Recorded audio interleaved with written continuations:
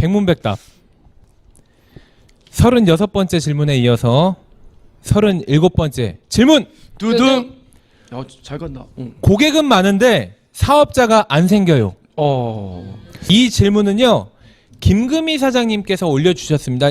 김금희 사장님을 비롯해서 우리도 또 그런 슬럼프 함정에 빠진 경우도 또 경험해 보신 분들도 있을 것 같고요. 주변 파트너분들 보면 고객은 비교적 많은데 그에 비해서 사업자가 잘 안 생기는 경우가 있어요. 원인이 뭘까요? 골드 PD를 빨리 마감하신 배재현 사장님 한번 정말 노하우 부탁드립니다. 저도 이제 이게 와닿는 게 뭐냐면 저는 고객은 많은데 사업자가 없던 시기를 되게 오래 보냈거든요. 그래서 그렇죠. 왜 이러지? 뭐 이렇게 바쁘고 열심히 다니는데 왜 사업자가 안 나오지? 그런데 어떤 분이 아주 심플하게 답변을 하더라고요. 너 주간 바인더 한번 펼쳐봐라. 딱 펼쳐보더니 이렇게 많은 사람 만났는데 이 중에서 사업 비전을 주거나 보상 플랜을 설명해 준 사람이 몇 사람이라도 얘기했는데 한 사람도 없었던 거예요. 그러니까 그 사람이 너가 보상을 안 풀고 사업 비전 안 알려준 게 없고 제품 얘기만 했으니 당연히 사업자가 안 나오는 게 정상이다. 이런 얘기를 하더라고요. 그래서 의외로 다른 데는 이제 보통 사업 비전을 먼저 주는 게 훈련이 돼 있는데 메나테크는 제품이 너무 강하다 보니까 고객이 제품 먹고 좋아지고 소개해 주는 걸로 되게 사업했다고 만족하는 경우가 있는데 이건 사업이 아니고 영업만 한 거예요. 그죠? 엄밀히 말하자면 사업자가 나오기 위해서는 반드시 보상을 푸는 횟수, 사업 비전을 주는 횟수, 아니면 누군가 초대한 횟수, 이거를 체크하는 게 사업의 영역까지 포함되는 거다 보시면 될 것 같아요. 예, 또 다른 분 혹시 답변 부탁드립니다. 그런 것 같아요. 이 사업을 진행하는 과정 속에서 그 고객들은 우리가 이제 고객이 사업 파트너가 되는 경우가 많잖아요. 근데 고객들이 그분이 어떻게 사업하는지 유심히 쳐다보는 것 같아요. 그러니까 행복하고 즐겁게 사업을 하는지 힘겹고 버겁게 하는지를 보면서 아유 난 저렇게 못하겠다 저렇게는 안 해 뭐 이러다 보면 그냥 고객에서 끝나는 경우가 많은 거죠. 이 별도의 여담이긴 하지만 제가 어렸을 때 성당을 다닌 적이 있습니다. 잠깐 다녔는데 그때 수녀님이 그러시더라고요. 저보러 선교하지 말래요. 전교하지 말래요. 전도하지 말래요. 그래서 이상하다. 좀 전에 신부님이 전도하라 그러셨는데 그랬더니 수녀님이 전도하는 가장 쉬운 법을 알려주시더라고요. 희성아, 네가 힘든 일을 겪었을 때 행복하면 돼.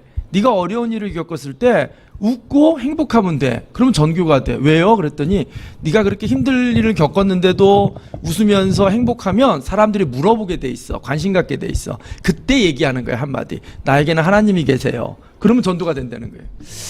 근데 지금도 잊혀지지 않아요. 지금도 길에 가보면 뭐 전교를 하고 하는 수많은 사람이 계신데 저는 그런 분들 가끔 볼 때마다 어릴 적 그 수녀님한테 들었던 그 얘기가 생각나요. 그래서 메나텍의 사업을 전하는 것도 일종의 전도에 가깝겠죠? 전교에 가까울 거예요. 그런데 그것을 움직이고 실행하는 사람이 비록 지금은 뭐 큰 수입을 얻지 못하는 초기 사업자일지언정 비전에 가슴 부풀어 있으면서 행복하고 즐겁게 사업을 진행한다면 그런 사람과 자주 만나게 짚어지는 것 같아요. 저는 사업자를 많이 만드는 방법 중에 하나는 행복하게 살자, 행복하자 이렇게 제안을 드리고 싶어요. 또 이런 이유도 있는 것 같아요. 제가 가끔 보다가 명함 자체가 뭐 건강 상담사 그리고 웰리스 컨설턴트 이런 명함도 있어요. 근데 그게 내가 나를 규정하는 거잖아요. 근데 내가 나를 사업자라고 규정을 해서 명함을 그렇게 파면 조금 더 또 사업자가 생기는데 좀 도움되지 않을까 이런 생각도 들거든요. 또 하나의 또 생각은 너무 힘들어 보이는 거예요. 고객 관리를 너무 처절하게 너무 열심히 하다 보니까 상대방이 나는 고객 관리 받는 건 그쵸. 좋지만 나는 이거 받는 게 낫지. 엄두가 안 난다 이런 생각을 하는 경우도 있는 것 같아요.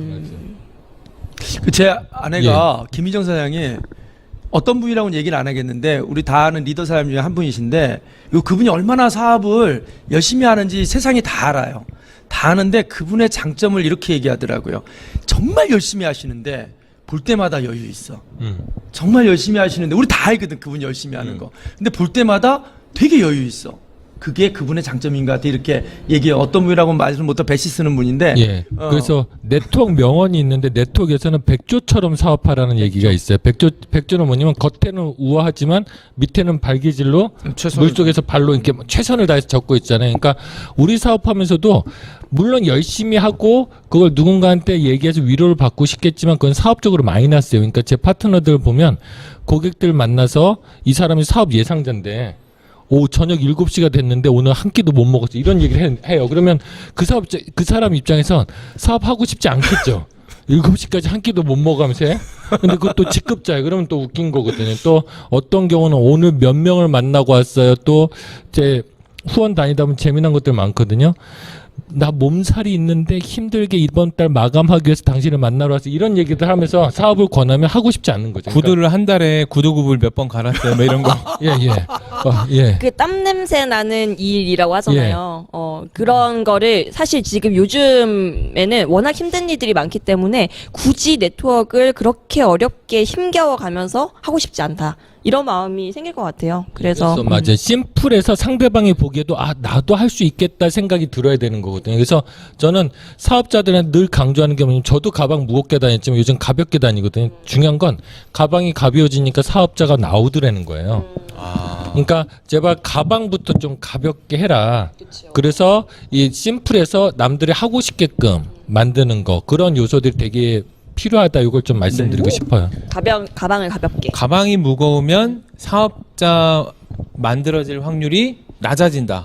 어떻게 보면. 그렇죠. 고객은 만족하지만 그렇게까지 하고 싶진 않아. 이런 부분들이 마음이 들겠죠. 어떻게 보면 고객분들 입장에서는 이 정도면 나도 할 수 있을 것 같은데 근데 기간이 이거밖에 안 되는데 그 정도 혜택을 받는단 말이야. 나도 한번 해볼게 하는데 정말 고도의 지식과 그리고 장비들이 막 가방에서 계속 나오고 이러면은 맞아요. 그걸 또 내 와이프가 그 고객 관리를 받는 그 모습을 볼 때 우리 와이프 일을 했으면 좋겠는데 이 일은 아닌 것 같아. 이렇게 남편도 또 바라보잖아요. 그렇죠. 우리가 이제 뭐 장비 가지고도 막 이렇게 하지만 고객 관리할 때 좋지만 너무 그거에 의존하면 사업자가 안 나오게 되는 부분도 맞아요. 방해되는 부분도 있는 거예요. 제가 언제 절실하게 느꼈냐면 제가 정말 많은 고객들 케어하고 정말 열심히 할 때 있는데 제 가방이 그때 2개였거든요. 그것도 힘들어서 트렁크에다 싣고 다닌 적이 있어요. 그래서 트렁크에다 이렇게 막 끌고 다니면서 막 열심히 해서 저는 나름 열심히 한다고 했는데 가만 보니까 옆에 이명진 사장인데 이명진 사장이 저보다 더 많이 보고 직급도 높잖아요.